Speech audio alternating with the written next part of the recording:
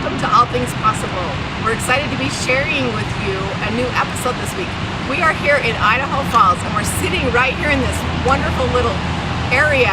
You can hear the falls in the background. There's so much power in the water. I want to use that kind of as a metaphor for what we're talking about today, because power can bring destruction in the water. The amount of water that flows can bring destruction, or it can bring and build up and be beautiful. These falls are beautiful, but in 1976, the Teton Dam broke, and there was nothing beautiful and built up about that. The water was destructive.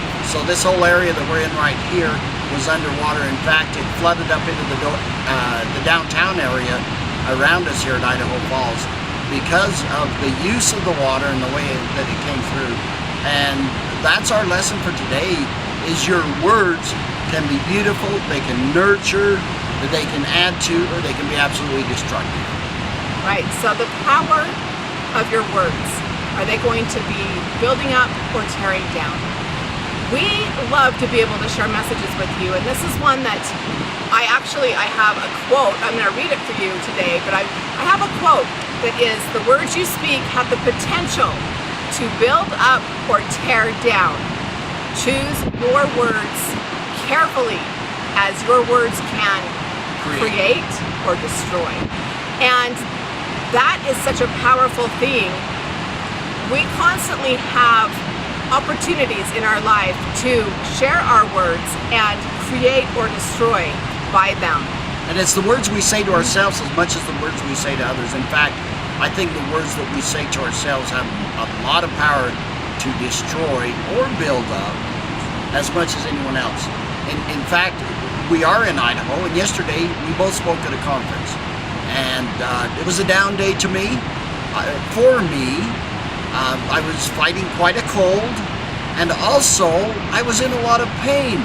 Last week we were in Mexico, and I did something bad to my knee, and that's a whole nother story altogether. Right, and we got in late. We drove up, and we had some issues and some things to take care of, so we didn't get in until almost midnight, and we're getting up at 5 and 5:30 to get ready for this conference. And you can still see that I did not get enough beauty sleep, so I was tired on top of all that. Me either. And so when I got done with my presentation, I will tell you, I was off my game, okay?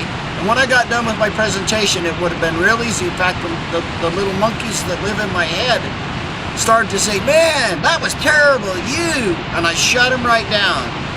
And instead, I turned around and I said to Kris, as I had time to talk about it, I said, "You know what? There's some things I could have done better on that presentation. It would have been easy for me to go, man, I suck, that was terrible, this and that, and start complaining. And that is tearing down. We tear ourselves down, and we tear down what we've created and what we've built. But instead, we chose to go, hey, that was good, but there were some things we could have done better. I'll look to improve on that the next time." But at the same time, we had multiple people. There was a lot of people that had been in the audience to hear him speak that came up and told us how it had changed their life, and that their life was going to be better, and that they knew that was the whole reason they came to the conference. We can build up or tear down with our words every single time. I want to tell you about 2 days before that, I am in the middle of a book launch.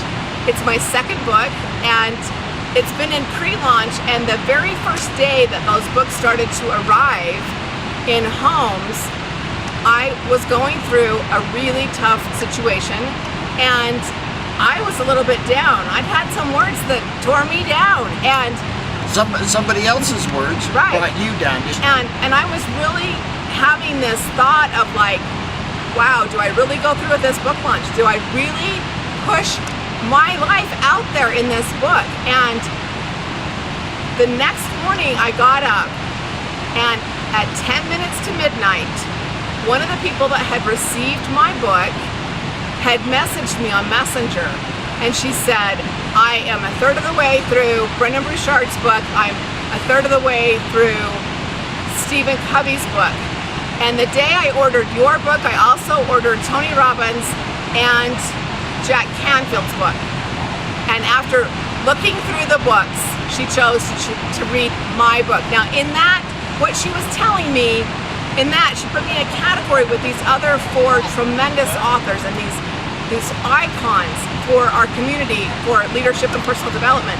But it also, she went through and said in just what she read in the introduction, the first chapter, that it was already changing her life, that she felt like the heavens had opened and sent my book directly to her. And so that really built Kris up at that time, because I seen Kris struggling. Our words are so powerful. And she was struggling with hearing words, and it wasn't even about her book on the other situation. But she was struggling with that. And to see a friend say, I had these 4 people that I was reading, I had those choices. And after I read a little bit about your book, I knew that was the message for me and that I had to do that. That created so much. Right, shifted. Brought so much value. So your words have the power to absolutely change somebody else's life. It's just which way are they going to change them? Right. And I want to tell you one more experience. We get to be conscious of what we're saying. On this one, I'm actually going to tell a little story on my mother. And I absolutely love and adore my mother. My first book came out and she read it. And the first words she told me were that she found some errors. I'd say it was the only words that she said at that point. At that point, she just said she had found 2 or 3 punctuation or grammatical errors, basically editing errors. And I know our conversation got diverted because she's told me several times how proud she is of me and excited for the book and stuff. But in those that initial occasion, words that came from my mother about me publishing a book and all of this, it really had an effect on me that wasn't building up. It really hurt to think there was no mention of that I wrote a book or that she agreed with the traits or she had any of that. And I know there was no malicious intent there, but as you are a manager or as you are a coworker, how are you bringing to light those things that need to be said? The words that you're sharing, they can be said in such a different thing. You can actually be more conscious of creating the positive and the build-up, as well as the construction of having to change some things or make some changes. So her absolute intent was to help Kris, but it was the way she chose the words. And just in the way we received them. So. And hey, Mom, in case you ever see this, she also found a couple of errors in Bill's book. And after Bill's book came out, she talked about how she loved what he was sharing and she loved the stories and the experience and his personality coming out of the book. And then she shared that there was a couple of errors. That was so valuable because when we did the reprint, we actually had to go through it with a pen and make sure. Yeah, when she did that, she says, I mentioned some errors. I says, Mom, will you please do me a favor? Will you take and mark up that whole book? I'll give you another one that's not marked up. Mark up that book and make a list of those so that she did me a great service. And the way she handled that time, it was to build up, and it was beautiful. So the same person can use the same words and it can build up or tear down. You need to be conscious of how you're using your words, how you speak your words, and what you do with your words create emotions. They create energy, and we just got to be conscious of that. As communicators, it is our responsibility to use our words in the best way possible. Absolutely. Your words are your tools. Use them wisely.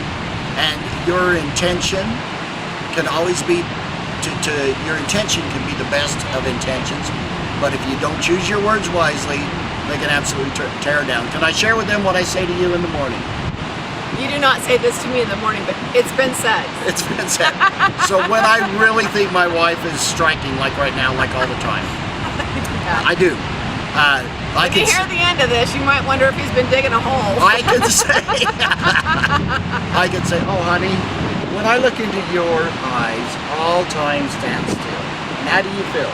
I feel beautiful and that he values me. And that I'm sincere, right? That you're sincere, yes. He's building me up. Okay. But I can tell her the very same thing and just choose different words. Same intent. And say, babe, you know, you got a face that can stop a clock. Thank you for not slapping me. That was tearing me down. Same intent. And of course, that's way over exaggerated. But think about that. When you talk to somebody, are you saying, when I look into your eyes all time, stand still, or you got a face that can stop a clock? Same thing, different words, entirely different message. Are you building, are you creating, or are you destroying with your words? Thanks for being here. We love having you with us. If you have not joined our community at allthingspossible.biz, go and join our community. We love all the people that we have in our community, and we love to be able to give you information and ideas and share what we learn in our life and on our path and our journey with you. And also check out Kris's professional page, KrisBarney.com. Yeah, go to KrisBarney.com if you'd like to see me speaking and training and the professional side of that as well. Thanks for being here. Thanks for joining us. I'll put my hand in front of your face. Okay. The one that stops a clock? No, the one that makes time stand still. Bye-bye. Bye-bye.